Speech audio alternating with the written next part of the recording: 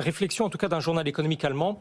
Au vu de la hausse des prix de l'énergie en Allemagne, ça peut donner des ailes à l'idée de passer l'hiver dans un climat plus doux, 23 degrés en moyenne. Un quotidien de Rhénanie du Nord-Westphalie s'est ainsi longuement penché sur la perspective de voyager au lieu de se chauffer, je cite, appelé à devenir en fait une tendance.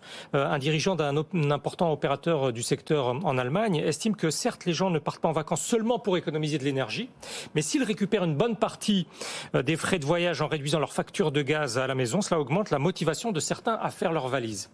Divers experts sont ainsi sollicités pour évaluer l'économie potentielle de chauffage entre 200 et 400 euros. La Turquie peut en la matière disposer d'un levier essentiel.